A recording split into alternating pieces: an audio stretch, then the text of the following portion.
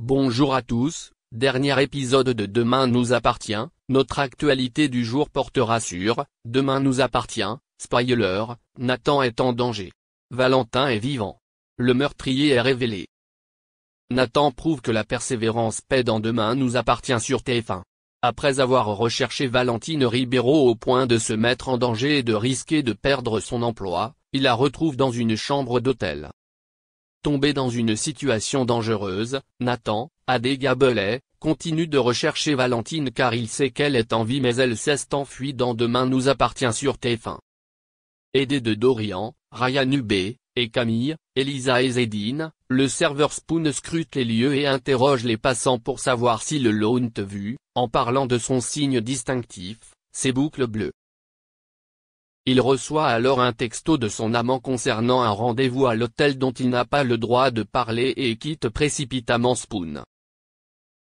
Après le moment intime, Valentine réfléchit au lit, surtout lorsqu'elle croit entendre frapper à la porte de sa chambre d'hôtel alors qu'elle est pourchassée par la police et éventuellement par quelqu'un qui veut lui faire du mal. Nathan se réveilla de son sommeil et lui demanda ce qui n'allait pas. La jeune femme pense qu'il y a un bruit qui oblige le frère de Julie, Lou Noéry, à se lever et à écouter à la porte. Mais il la rassura, ce n'était rien. Jeune femme inquiète au lit, qu'est-ce ce qui vous dit que ce type ne vous a pas suivi hier? Peut-être qu'il est là, juste à côté. Nathan tente à nouveau de la rassurer en lui disant qu'il a perdu un homme étrange qui le suivait. Il dit avoir mémorisé son visage et l'avoir diffusé dans les rues de Sète, où il le connaissait par cœur.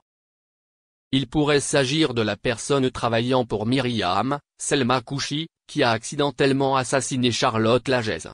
Valentine craint que cette histoire ne finisse jamais. Nathan sort alors une mallette qui semble contenir un disque dur avec des preuves de magouille entre Myriam et Dominique Gerceau. Elle serait alors disculpée d'une manière ou d'une autre pendant que la police pourrait la protéger. Quand Nathan a tout mis en œuvre en disant tout cela. « Je ne sais pas ce que je ferais sans toi », répondit-elle de manière impressionnante. Si les contours de ces preuves restent flous, Valentine et Nathan semblent détenir la clé de l'affaire. Merci d'avoir regardé et à la prochaine vidéo. N'oubliez pas de vous abonner à notre chaîne. En attendant, dites-nous ce que vous en pensez dans la section commentaires ci-dessous. Si est ça. Christine Bravo trace la voie que rêvent de suivre aujourd'hui de nombreuses animatrices. Tenir les manettes de sa propre émission de télé, elle présente Froufrou au début des années 1990, un exploit à l'époque. Froufrou s'adresse aux femmes et fait un carton. Ce sera également le cas d'Union Libre qui rassemble des chroniqueurs venus de toute l'Europe, parmi lesquels un certain Nico Saliagas.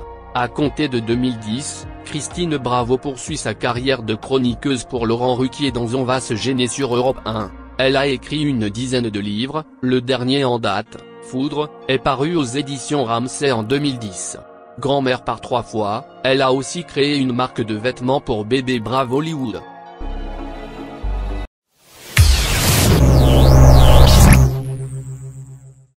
Frédéric Mitterrand, l'ancien ministre de la Culture ne se présente plus.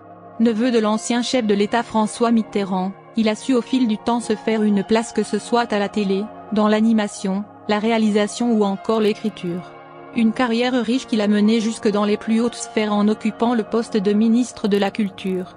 Aujourd'hui, il revient sur le devant de la scène avec un nouveau livre intitulé 1938, L'œil du cyclone et à cette occasion, il s'est prêté au jeu du portrait de Libération. C'est ainsi que ce 15 mars, on découvre non pas un Frédéric Mitterrand flamboyant, mais plutôt un homme à la situation financière bien inattendue.